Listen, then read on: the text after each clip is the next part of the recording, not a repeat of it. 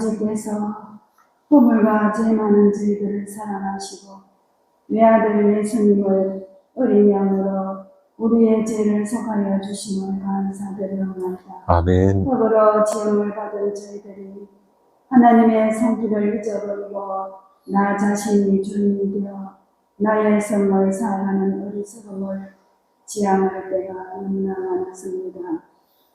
예수님의 십자가 보혈로 우리 죄를 씻어 주옵소서. 아멘. 우리의 뼛속 깊이 예수님의 보혈로 흐르게 하시옵고 뼈에는 예수님의 은혜를 주시고 모든 것을 판단하지 않고 기도하면서 하나님의 나라를 만들어가는 한목의 은사를 복 주시며 범사에 감사하면서 견디어 나가는 인내를 주옵소서. 아멘. 목사님 말씀 선포하실 때 성령님 임하셔서 저희 마음을 여기시며 뜨거운 성령으로 머리부터 발바닥까지 치료의 은혜를 주옵소서. 아멘. 햇빛보다 더 밝은 주의 사랑에 찬양과 감사를 올리게 하옵소서. 아멘. 교회 어린이 청소년들을 지혜와 총명과 명철로 복주시며 건강으로 지켜주옵소서. 아멘. 영주 성령과 교회를 돕는 성도들 평안과 복음의 큰 기쁨을 주시며 기도의 창문을 활짝 열어주시며 가족들을 구원하시며 날마다 광석이의 집을 짓는 은혜를 주옵소서. 아멘. 이 모든 말씀을 예수 그리스도의 이름으로 감사드리며 기도하옵나이다. 아멘. 금주 주시는 하나님 말씀은 마태복음 5장 10절에서 12절을 말씀 제가 봉독해 올리겠습니다. 의를 위하여 박해를 받는 자는 복이 있나니 천국이 그들의 것이니라. 나로 말미암아 너희를 욕하고 박해하고 거짓으로 너희를 거슬러 모든 악한 말을 할 때에 너희에게 복이 있나니 기뻐하고 즐거워하라. 하늘에서 너희의 상이 큽니다. 너희 전에 있던 선지자들도 이같이 박해하였느니라. 아멘. 오늘은 사순절 40일 우리가 말씀을 보고 있는데 의를 위하여 박해받는 자라는 제목으로 함께 말씀을 나눴으면 좋겠습니다. 오천교에 있을 때 있었던 이야기 하나 하고 싶은데요.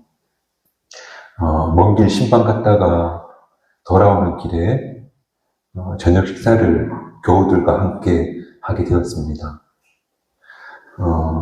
식당에 들어가면서부터 목사님, 장로님, 또 권사님, 집사님 하면서 들어갔고 또 들어갔어도 교회 직분을 호칭하면서 식사를 하였던 겁니다. 그런데 서비스가 조금 못마땅 했나 봅니다. 그래서 자꾸 사장님께 그런 점을 교우 몇 분이 어필했고 좀 더 가져올 것을 요구한 겁니다. 속으로 그냥 좀 넘어가면 좋겠는데 왜 저렇게 까다롭게 하는 걸까? 저는 그렇게 못하니까 그런 분들 보면 좀 아쉬운 마음이 들 때가 많은데요. 여튼 식사를 마치고 계산하고 나오는데 교우분 한 분이 계산하시면서 뭐라 말했냐면 예수 믿으세요. 근데 그 말 듣는데 순간 제가 화가 확 나더라고요. 까다롭게 굴었으면 예수 믿으란 말을 하지 말지. 아니 예수 믿으라는 말을 할 거면 좀 까다롭게 굴지 말지. 그런 생각을 했던 기억이 있습니다. 오늘 우리가 의를 위하여 박해받는 자가 복이 있다. 그렇게 예수님께서 팔복중 마지막 8번째 말씀하고 계시는데 그렇다면 의를 위해 박해받는다는 것은 어떤 말씀일까? 오늘 10절, 11, 12절 말씀 읽었는데 11절에 이렇게 말하는데요. 나로 말미암아 너희를 욕하고 박해하고 거짓으로 너희를 거슬러 모든 악한 말을 할 때에 너희에게 복이 있나니.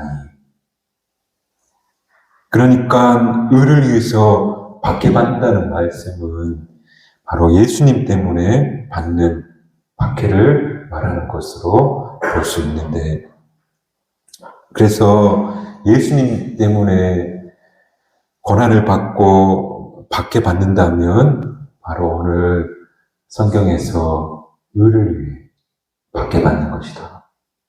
그리고 예수님 때문에 박해받는 것, 그것이 복이 있다.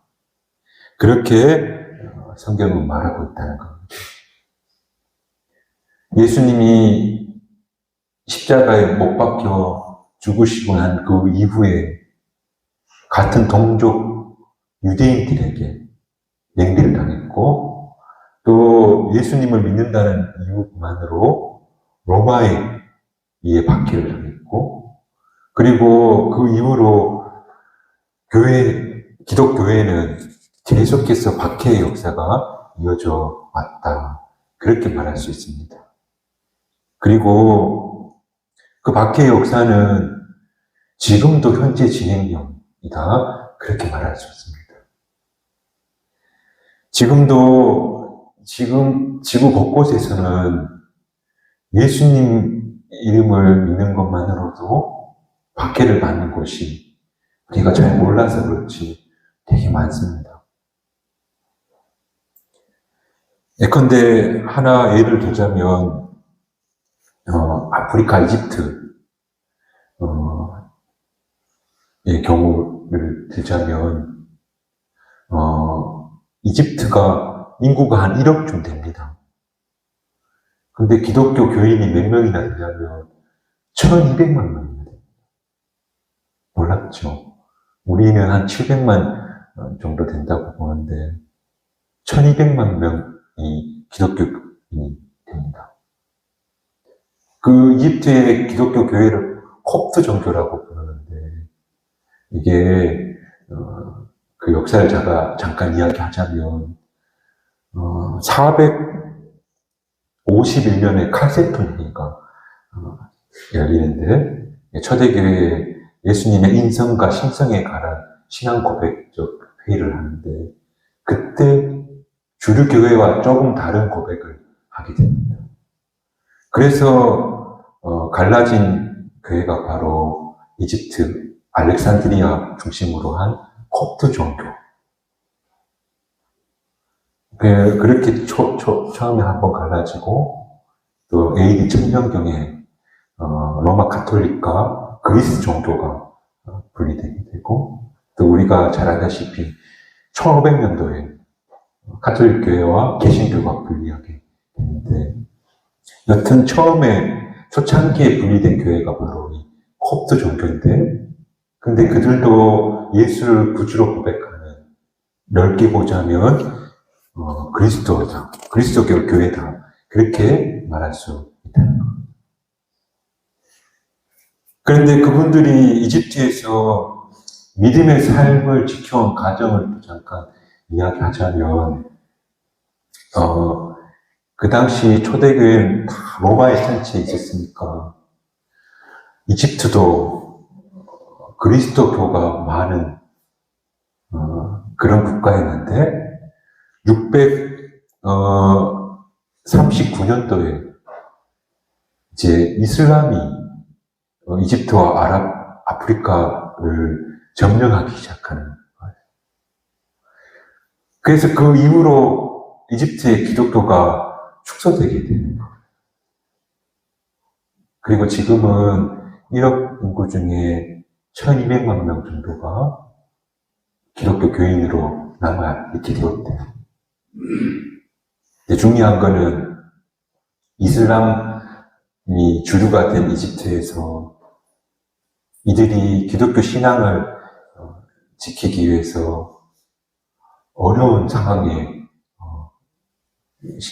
접어들게 되는데 19세기 때까지 사회의 공식적 인원으로 인정받지 못했고 그래서 군대도 안 갔대요.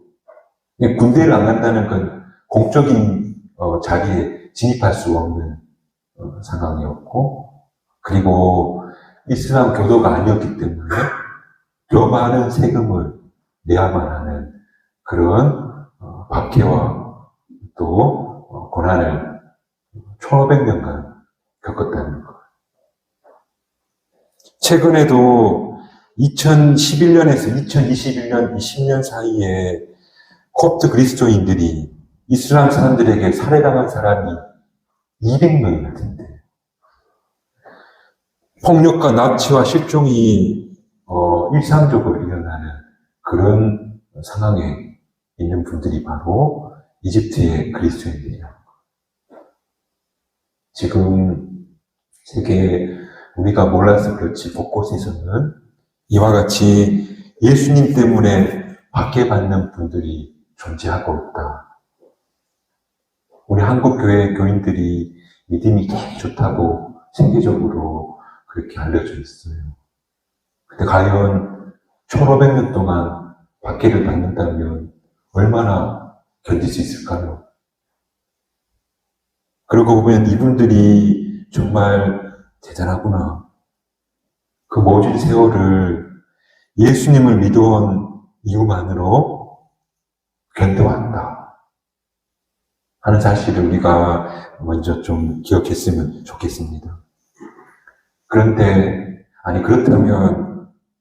우리가 살고 있는 이 삶의 자리, 우리 한국교회는 어떤지 둘러보자면 우리는 예수님 믿는다는 이유로 직장에서 쫓겨나거나 혹은 부당한 대우를 받거나 또 그 사회에 하층민으로 사는 그런 경우는 없습니다.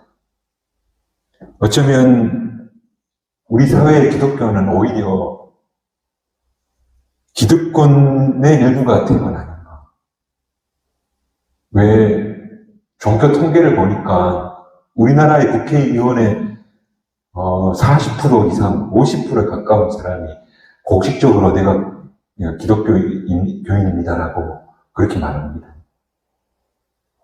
그리고 가까운 포항시장 이강덕 시장도 교회 집사님이고 우리 경주시장 준하경 시장님도 어촌교회 출신의 교인이 됩니다.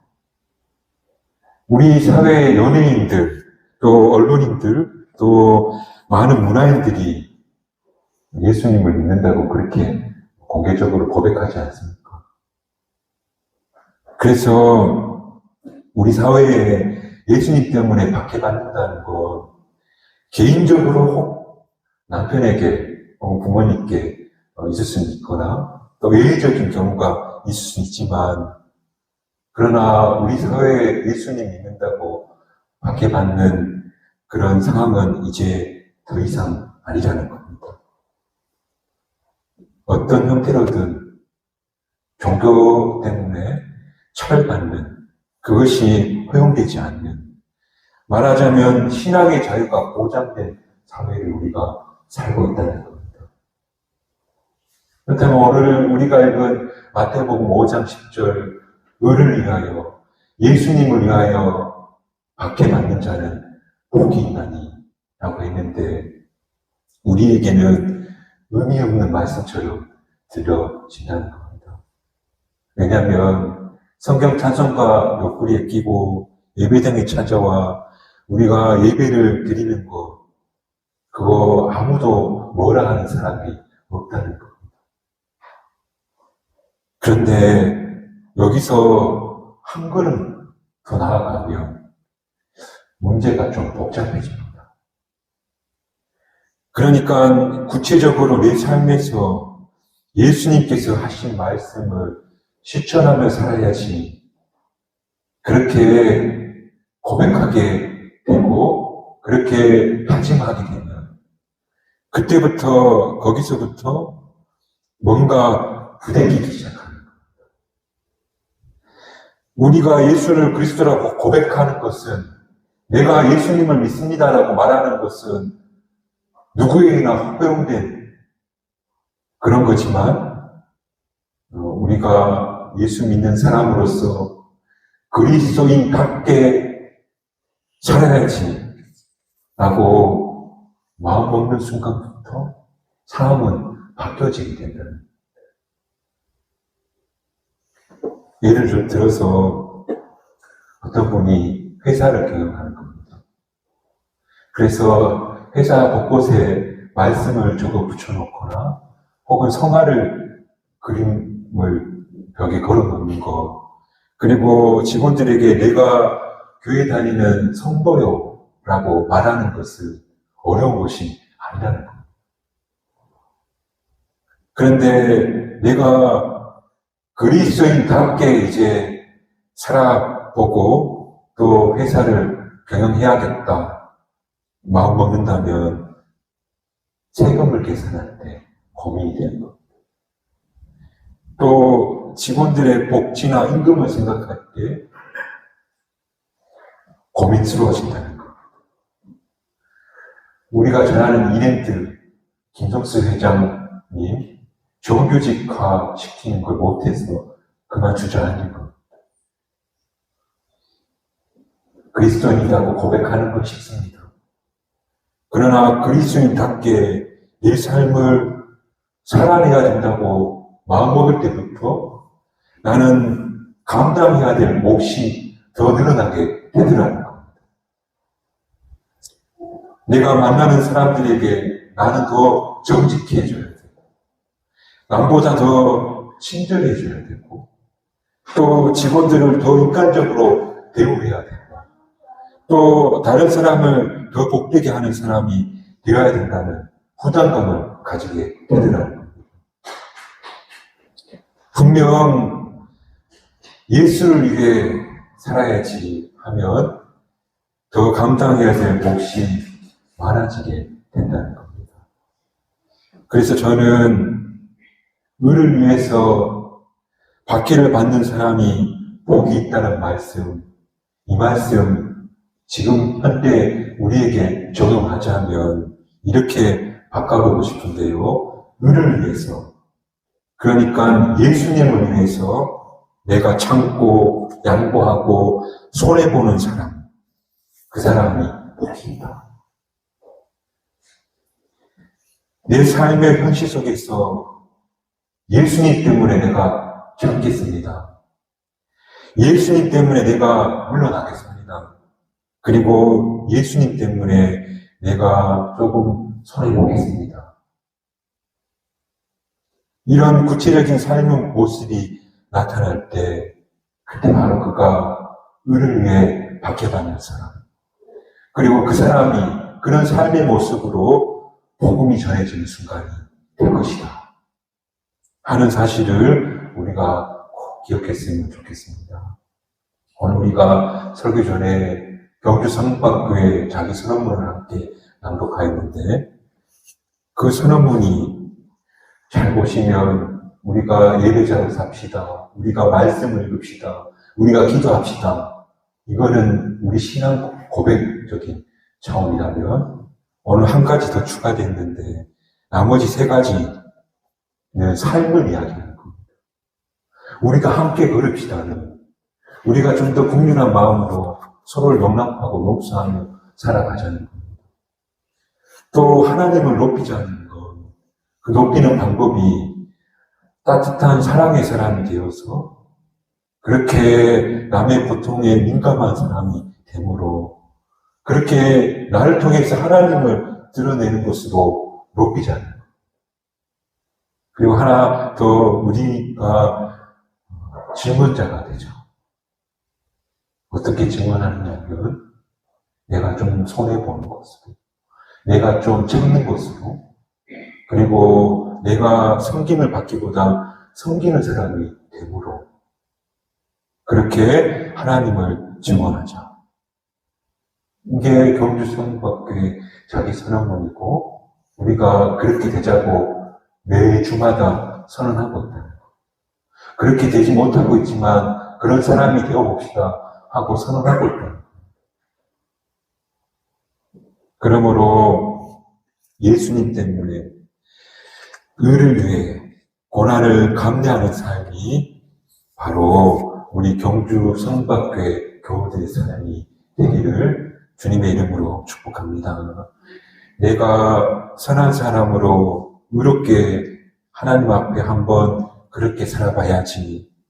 그러면서 때로는 양보하고 참아내고 인내하고 포기하고 그리고 점점 섬기는 사람이 되어가므로 그래서 하나님이 기뻐하시고 그리고 하나님을 높이는 그런 사람이 되어야지 하며 살아가는 것이 바로 오늘날 의를 위하여 박해받는 삶이라고 그렇게 말씀드릴 수 있다는 겁니다.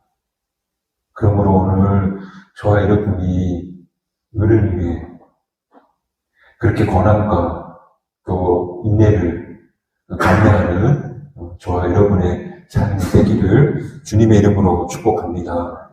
오늘 두 가지 이야기했습니다. 첫 번째는 이 시대에 예수님 때문에 여전히 박해받는 사람들이 있다는 걸 몰랐지만 사실 있다는 걸 기억합시다.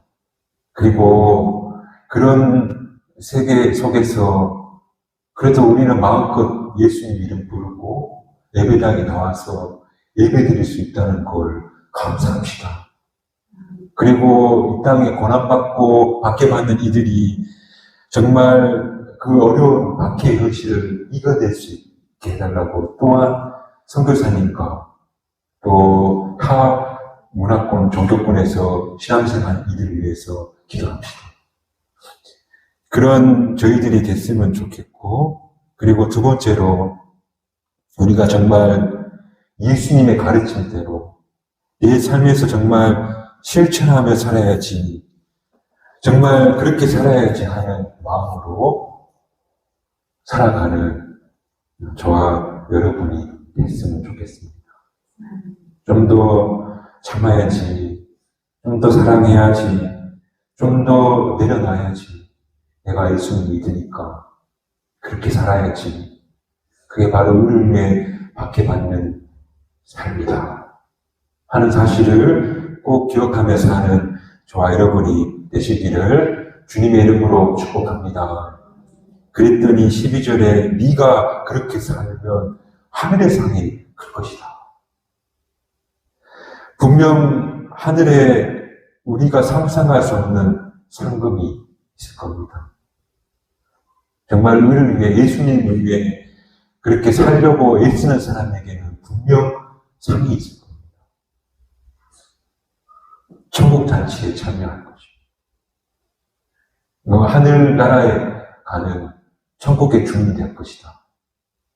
그런 큰 상도 있지만 이 땅에 사는 동안에도 상이 있어야 되지 않겠습니까?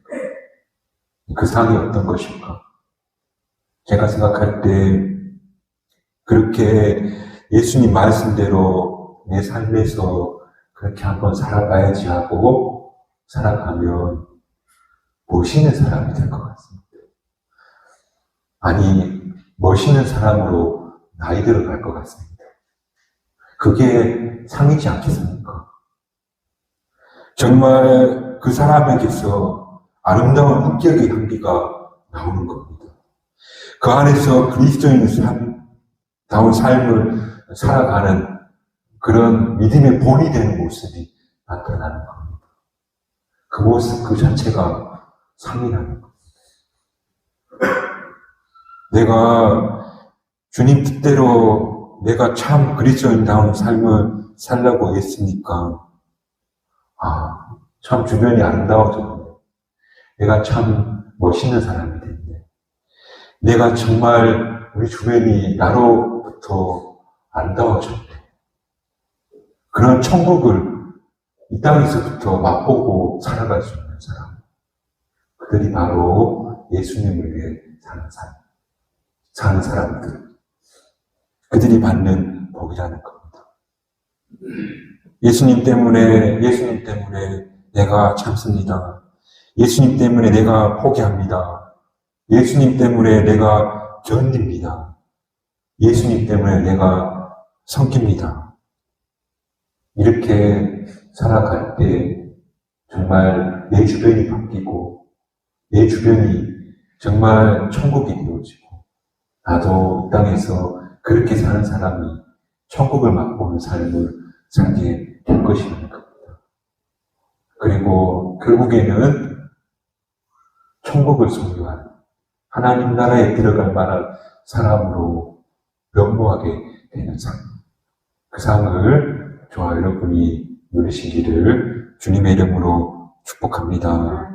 오늘 예수님 때문에 손해와 포기와 희생을 감당하는 것을 우리가 기꺼운 마음으로 할 수 있는 그런 우리 경주 성박교회 교우들이 되어지기를 주님의 이름으로 축복합니다. 기도하겠습니다.